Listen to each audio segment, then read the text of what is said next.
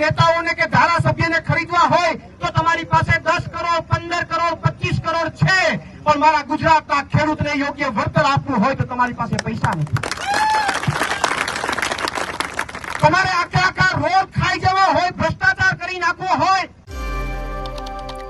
ગુજરાતની ભાજપ સરકાર એટલી ગરીબ છે કે એમને જો કોઈ બીજા પક્ષમાંથી કોઈ નેતાઓને ભાજપમાં લઈ આવવા હોય તો એમની પાસે કરોડો રૂપિયા છે, પણ જ્યારે ખેડૂતને સહાય આપવાની વાત આવે છે ત્યારે આજે સરકાર છે ગરીબ બની જાય છે, એમની પાસે પૈસા પણ નથી.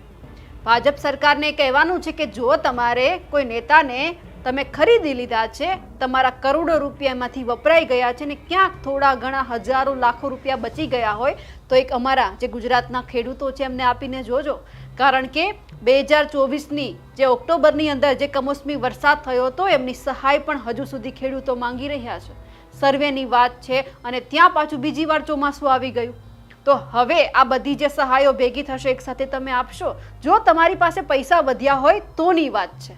આજે વાત એટલા માટે કરવી છે કારણ કે ફરી એક વખત ગુજરાતની અંદર હવે ચોમાસું જામ્યું છે, અતિવૃષ્ટિ થશે એટલે પછી ક્યાંક સર્વેની વાહવાહી કરતી ભાજપ સરકાર મેદાનમાં આવશે અને પછી જ્યારે પૈસા આપવાના સહાય આપવાની થશે એટલે પછી હાથ ઊંચા. નમસ્કાર, આપ જોઈ રહ્યા છો નિર્ભય ન્યૂઝ અને હું છું આપની સાથે રિદ્ધિ.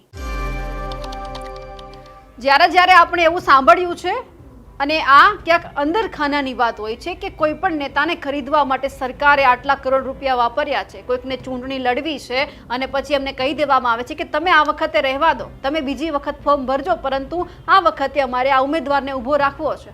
એટલે સામેવાળો સ્વાભાવિક છે કે કંઈક એમની સાથે ડીલ થઈ હોય એટલે પૈસા લે. આવું અનેકવાર આપણે ઉમેદવારો સાથે જોયું છે. જ્યારે ભાજપ સરકાર પાસે લાખો રૂપિયા કરોડો રૂપિયા છે એ ઉમેદવારને એ વ્યક્તિને નેતાને આપવા માટે પણ એમની પાસે પૈસા નથી. મારા ગુજરાતના એ તમામ ખેડૂતોને સહાય આપવા માટે કે જેમણે પોતાનો પાક ધોયો છે આ કુદરતે જે કહેર વરસાવ્યો એમાં. અનેક વખત ખેડૂતોએ રજૂઆત કરી છે, તેમ છતાં ધ્યાન આપવામાં નથી આવતું. આજે એક આ ચિત્ર છે, કેટલું બધું કહી જાય છે, પણ તેમ છતાં જે આપણા કૃષિ મંત્રી રાઘવજી પટેલ છે કે પછી ભાજપની સરકાર છે એમને કંઈ જ ફરક નથી પડવાનો. કમોસમી રાહત પેકેજ ઓક્ટોબર 2024ને જે ગાજર છે એ ખેડૂતોને આપી રહ્યા છે કે તમારા નસીબમાં ખાલી એટલું જ છે કે અમે કહી દેશું, તમારે સાંભળવાનું અને પછી ખાલી અમે સર્વે કરીએ એટલે તમારે હાએ હા કરવાનું, પછી પૈસા મળે તો રામ ભરોસે. એટલે કે ભાજપ સરકાર પાસે હવે ક્યાંક ખેડૂતોને આપવા માટે એક રૂપિયો પણ નથી એવું લાગે છે. કેટલી વખત રજૂઆત કરવાની, કેટલી વખત કહેવાનું, તેમ છતાં સાંભળવાનું નહીં. હવે જ્યારે બીજી વાર ચોમાસું આવ્યું છે એટલે પાછું જે રાહત પેકેજના જે ફતેડા છે સરકાર કરશે કે અમે આપી દઈશું, પરંતુ નહીં આપવામાં આવે અને પછી આજ રાઘવજી પટેલ ઉપર માછલા ધોવાશે કે સરકાર શું કરે છે, કૃષિ મંત્રી શું કરે છે. કૃષિ મંત્રીને ખાલી હોદ્દો મળી ગયો છે બેસવા માટે અને ખાલી જ્યારે ચોમાસું આવે ત્યારે બહાર આવવાનું અને પછી જ્યારે ટેકાનો ભાવ આપવાનો હોય ત્યારે બહાર આવવાનું કે અમે આવું કર્યું છે તેવું કર્યું છે. પછી જ્યારે મુખ્યમંત્રી ભૂપેન્દ્ર પટેલ પણ મેદાનમાં આવે, અતિવૃષ્ટિ થઈ હોય તો પછી હેલિકોપ્ટરના માધ્યમથી તેઓ સર્વે કરી અને પછી જતા રહે. આકાશી સર્વે કરે. એક વખત નીચે તમારા તળિયા તો ભીના કરો, ખબર પડશે કે કયા ખેડૂતનું કેટલું ધોવાણ થયું છે. ખેડૂત લાચાર છે, એ કુદરતની સામે રોષ નથી ઠાલવી શકતો કે અમારી સાથે કેમ આવું કર્યું, કે પછી ખેડૂત પાસે એટલા લાંબા હાથ પણ નથી કે આમ રાખીને ઊભા રહી જાય કે અમારા પાકનું ધોવાણ ન થાય. સહાય સરકાર પાસે માંગે છે, સરકારે ટેકો જાહેર કરવાનો હોય, સહાય આપવાની હોય, 5-25 રૂપિયા આપવાના હોય, જેથી કરીને આ જે ખેડૂત છે એમને બીજી એક વખત જ્યારે કોઈ પાકનું વાવેતર કરવું છે તો એમાં એમને ક્યાંક સપોર્ટ રહે. પણ સરકારને કરવું નથી અને પછી જ્યારે આવા દ્રશ્ય સામે આવે છે ત્યારે ખરેખર એવું થાય છે કે એ જે આપણો જગતનો તાજ છે એમની આટલી જ કિંમત છે, આટલી જ વેલ્યુ છે કે એ સરકાર પાસે આમ હાથ માંગે અને પછી સરકાર આપે અને સરકાર ખાલી વાહવાહી કરી દે અને ખાલી કહેવા માટે એક નિવેદન તો રાઘવજી પટેલનું એવું આપણે સાંભળ્યું હતું કે અમે ખેડૂતને ખભે ખભો મિલાવીને સાથે ઊભા છીએ. ખાલી ઊભા જ રહો છો, કામ તો નથી જ કરતા. એટલે જ્યારે આ બધું થાય છે ત્યારે સ્વાભાવિક છે કે ખેડૂતો રોષ ભરાય.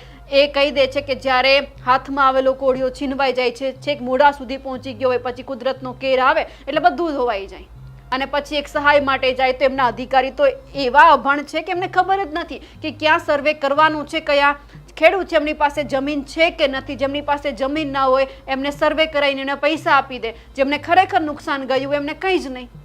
હવે આ બધું થાય એટલે આપણે સ્વાભાવિક છે કે વિપક્ષ મેદાનમાં આવે, ખેડૂતોનો સાથ લે, ખેડૂતોનો સાથ આપે ને સરકારને ક્યાંક આડે હાથ લે. હવે જ્યારે આ બધું બની રહ્યું છે, ફરી એક વખત જ્યારે આ બધા એંધાણ દેખાઈ રહ્યા છે, ત્યારે હવે આમ આદમી પાર્ટીના જે નેતા પ્રવીણ રામ છે તે મેદાનમાં આવ્યા છે અને ચોખ્ખા શબ્દમાં એમણે ભાજપને કહી દીધું છે કે જો વિસાવદરવાળી કરવાની થાય તો અમે કરી લઈશું, પણ તમારી પાસે કરોડો રૂપિયા છે નેતાઓને ખરીદવા માટે, પણ તમારી પાસે ભ્રષ્ટાચાર કરવા માટેના પૈસા છે, મંત્રી બચુ ખાબડ કૌભાંડ કરે, એના જે દીકરા જે કૌભાંડ કરે છે એમને ક્યાંક છાવરવા માટેના બધા પૈસા છે, પણ ખેડૂતોને આપવા માટે, વળતર આપવા માટે, સહાય આપવા માટે પૈસા નથી.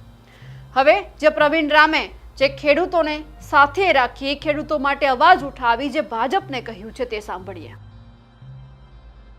બધાની તાકાત તો 6% અલગ છે, પણ યજ્ઞની તાકાત પણ અલગ છે. આ તાકાત જે છે આવનારા દિવસોમાં લડવાવાળા લોકોને સાઈડમાં કરી અને ખેડૂતો માટે મજબૂતીથી જે લડાઈ લડે છે એ લોકોને આગળ કરી અને આનું કામ વહેલામાં વહેલું તકે પતાવે એવી મારી પ્રાર્થના છે. યજ્ઞ છે એમાં ખૂબ પોઝિટિવ એનર્જી હોય. જયારે તમે હવનમાં બેઠા હોય ત્યારે હકારાત્મક પોઝિટિવ એનર્જી હોય, અને પોઝિટિવ એનર્જી હોય ત્યારે કંઈક નવું ઉગે. એવું કહેવાય છે કે કંઈક નવું ઉત્પન્ન થાય. તો જયારે ત્યાં હું હવનમાં બેઠો તો મોર બાપા એમના મંત્રોચ્ચાર કરતા હતા અને એમણે એવું કીધું કે વંગડી ડેમ જે છે એમના વિશે થોડા ચર્ચાઓ કરી, તો ત્યાં ને ત્યાં મારા મગજમાં અમુક પંક્તિઓનું ઉત્પાદન થયું, પંક્તિઓ અમુક ઉદ્ભવી અને એ તમારી સામે મારે રજૂ કરવી છે. એ જ જગ્યાએ હું આગળથી ત્યાંથી આવીને મારા મગજમાં કાંઈ નતો, ત્યાં જ જગ્યા ઉપર બેઠો તો મહાદેવ ગોરબાપાએ 2-5 શબ્દો બોલ્યા અને મારા મગજમાંથી કંઈક નવી ઉર્જા, નવું કંઈક પંક્તિઓ બનાવવાની મને ઈચ્છા થઈ. અમારે રાજુભાઈ પણ ઘણી વાર બનાવે છે અને મેં બનાવી એ તમારી સામે રજૂ કરું છું કે ભાજપ તાત્કાલિક વંગડી ડેમની શોધી કાઢે કરી, ભાજપ તાત્કાલિક વંગડી ડેમની શોધી કાઢે કરી, અન્યથા હવે આમ આદમી પાર્ટી અને ઈસુદાનભાઈ ગઢવી ખેડૂતો માટે લેશે લડી. ભાજપ તાત્કાલિક વંગડી ડેમની શોધી કાઢે કરી, અન્યથા હવે આમ આદમી પાર્ટી અને ઈસુદાનભાઈ ગઢવી ખેડૂતો માટે લેશે લડી. બીજી પંક્તિ એ છે કે ખંભાળિયાના ખેડૂતો વંગડી ડેમ માટે કરી રહ્યા છે વર્ષોથી પડાપડી. ખંભાળિયાના ખેડૂતો વંગડી ડેમ માટે કરી રહ્યા છે વર્ષોથી પડાપડી, છતાં પણ આ નમાલી ભાજપ સરકારને ખેડૂતોની કંઈ નથી પડી. છતાં પણ આ નમાલી ભાજપ સરકારને ખેડૂતોની કંઈ નથી પડી. અરે વંગડી ડેમમાં ખેડૂતોને સંતોષકારક જમીનના ભાવ આપવામાં ભાજપ રહી છે નડી. વંગડી ડેમમાં ખેડૂતોને સંતોષકારક જમીનના ભાવ આપવામાં ભાજપ રહી છે નડી, કારણ કે ભાજપને ખેડૂતોની કાંઈ નથી પડી. ભાજપ તાત્કાલિક વંગડી ડેમની શોધી કાઢે કરી, અન્યથા ઈસુદાનભાઈ ગઢવી ખેડૂતો માટે લેશે લડી. આ વાત સાથે મારી વાણીને વિરામ આપું છું. આભાર. એક મને જે કંઈ પણ જાણવા મળ્યું કે ખેડૂતોની જે કંઈ જમીન ડૂબમાં જાય તો સંપાદન થાય, એમને યોગ્ય વળતર આપવાની ખેડૂતોની માંગ છે. એમાં પણ આ સરકાર એની સામે કોર્ટ કેસો લડે છે અને વળતર આપવા વાળી વાતમાં નથી. ત્યારે મારે ભાજપ સરકારને અહીંયાથી કહેવું છે, મારે ભાજપ સરકારને કહેવું છે કે તમારે ભાજપ કે કોંગ્રેસ કે અન્ય પક્ષના નેતાઓને કે ધારાસભ્યને ખરીદવા હોય તો તમારી પાસે 10 કરોડ, 15 કરોડ, 25 કરોડ છે, પણ મારા ગુજરાતના ખેડૂતને યોગ્ય વળતર આપવું હોય તો તમારી પાસે પૈસા નથી. તમારે આખા રોડ ખાઈ જવા હોય, ભ્રષ્ટાચાર કરી નાખવો હોય તો તમારી પાસે પૈસા છે, પણ ગુજરાતના ખેડૂતને જો યોગ્ય વળતર આપવું હોય તો તમારી પાસે પૈસા નથી. તમારે મનરેગામાં કૌભાંડ કરી નાખવું હોય, તમારે નળ સે જળમાં કૌભાંડ કરી નાખવું હોય તો તમારી પાસે પૈસા છે, પણ મારા ગુજરાતના ખેડૂતને વળતરમાં સંતોષકારક વળતર આપવું હોય તો તમારી પાસે એક પાઈ પણ નથી. આ સમજવા જેવી બાબત છે, ખેડૂતોએ સમજવા જેવી બાબત છે.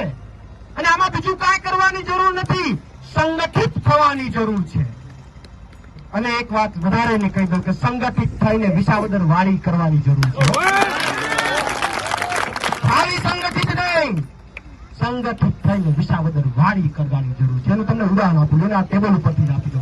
સંગઠનનું પ્રમાણ કેટલું હોય, સંગઠનની તાકાત કેટલી હોય તમને કહું. આ પણ ફૂલ છે, આ એક ફૂલ છે અને આ પણ ફૂલ છે. બે ફૂલ જ છે ને. આ ફૂલની પાંખડીઓ ભેગી થયેલી છે, સંગઠિત છે, એક ગુચ્છામાં છે અને એ પાછો ગુચ્છો એવા 15, 20, 25 ગુચ્છા બધા ભેગા થઈ ગયા, સંગઠનમાં આવી ગયા. આ ફૂલ સંગઠનમાં છે તો આનો ઉપયોગ ક્યાં થાય? સન્માનમાં થાય, પણ હાર પહેરાવામાં થાય. આનો ઉપયોગ સન્માનમાં થાય, પણ હાર પહેરાવામાં થાય. આ એ ફૂલ છે, આ એ ફૂલ છે, પણ આ સંગઠનમાં નથી, વિખાઈ ગયેલા છે, વિખાઈ ગયેલા છે. આનો ઉપયોગ ક્યાં થાય? હાર નો પહેરાવી ગયેલા. આનો ઉપયોગ નીચે પથરાણામાં થાય કે આવો પગના તળિયામાં કચડાય. વાત સાચી કે નહીં? તો સંગઠનનું ઉદાહરણ આ ટેબલ ઉપર જ છે, સમજવાની બીજી કઈ જરૂર નથી.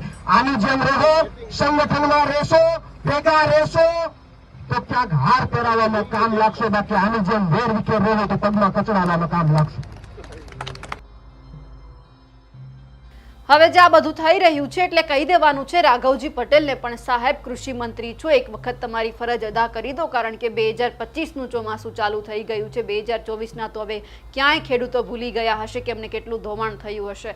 તો તમારી પાસે લોકો હાથ એટલા માટે જ ખેડૂતો લંબાવે છે કે જેથી કરીને તમે સાંભળો. તમે કોઈ ભગવાન નથી કે તમે એમના ઉપર દયા ખાવે. કુદરત એમને બધું આપે છે, કુદરત પણ એમની પાસેથી જ્યારે છીનવે છે એ ત્યારે તમારી પાસે આવે છે. એટલે તમે એમને કોઈ ભિખારી ના સમજતા, કે જગતનો તાત છે, તમારે એમને આપવું પડે.